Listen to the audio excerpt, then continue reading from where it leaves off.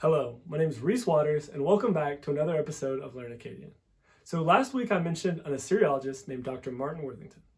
Dr. Worthington is the author of Complete Babylonian, which is a book that is super useful for going over some of the more complex aspects of the Babylonian language, as well as providing original text to practice. But in addition to creating this book and teaching Assyriology, Dr. Worthington has also been involved in two movies which feature the Babylonian language actually spoken on TV. So the first one is Eternals, which is a Marvel movie in which the superheroes go to the city of Babylon and they actually speak Babylonian when they're fighting off some monsters. And the script was actually aided by Dr. Worthington, who put together the Babylonian phrases which they say in the movie. The second movie is a little bit more niche, and you might not have heard it before, but it's definitely worth checking out. And it actually features my professor, Dr. George Heath White, as the star of the Poor Man of Nippur, which is an ancient Babylonian myth which was recreated by the Cambridge Archaeology Department in a full feature-length Babylonian film. So it's definitely worth checking out. And it brings us to today's topic, which is adjectives. The text begins, Etlum dumu nebruki katum u lampnum, which translates as a young man, citizen of Nippur, and this is the Sumerogram, katum u lampnum, needy and poor. So it's extremely important from the outset of this myth, these adjectives, needy and poor, because it's this need and this desperation which is going to drive the whole plot of the story. So it's very important when translating Akkadian to be able to understand adjectives because they're going to flavor all the nouns and they're going to give us a lot more details so that we can figure out what's really going on. So the first thing to know about adjectives is that they agree with nouns, and they agree in several different ways, which we'll discuss in this video. But for right now, let's just look at this example and identify that the endings, etlum, the can also be found with katum and lapnum, which show us that these words, needy and poor, are modifying young man. And you can see that even though dumu nebruki comes in between, which means citizen of Nippur, we know that it's not describing Nippur as needy, but because of these endings, we can identify that it's describing the young man as needy.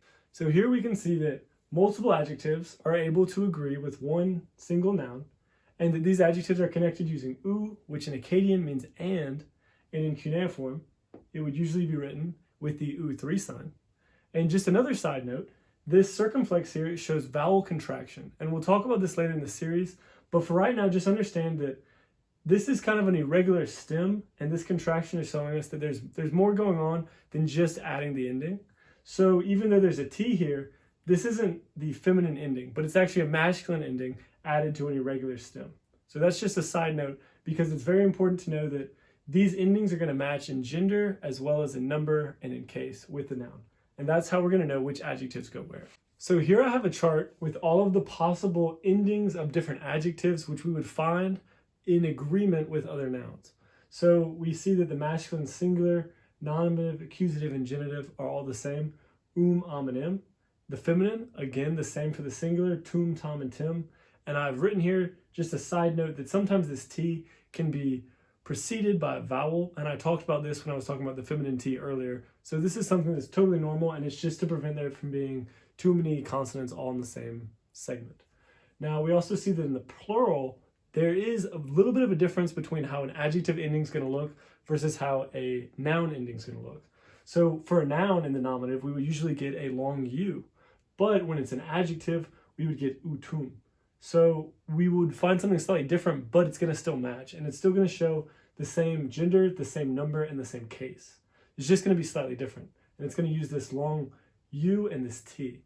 And then for the feminine, it's going to be the exact same as a normal plural feminine noun with the long A and the T, atum. And then we see also utim and utim for the accusative and genitive in the plural. Those are going to be the exact same. So we're just going to have to use context to differentiate the two. But a lot of times it's not going to be that difficult because they're going to be placed close together in the sentence. So our myth, the Poor Man of Nippur, begins as the main character, Gamil Ninurta, sells his only garment in order to buy a goat to then go to the mayor to try to get the mayor to aid him by providing beer for a feast so that he can at least enjoy this one thing that he's been able to purchase. So here I have a text that I've kind of paraphrased from the general plot, Gemilnenerta iknush ana hazanim danim. So here we have Gemilnenerta, which is the name in the status rectus, which basically just means that since it's a name, sometimes it's not going to be declined, but we know that it's the subject. Iknush means bowed down, and we have this in the preterite. And then we have a preposition ana, which means to, so bowed down to. And then in the genitive, we have hazanim, which means mare. And then we can see here it's in the genitive case because it's agreeing with that preposition. And then we have danim, which means mighty. And we can see that it's again using the genitive in order to agree with hazanim.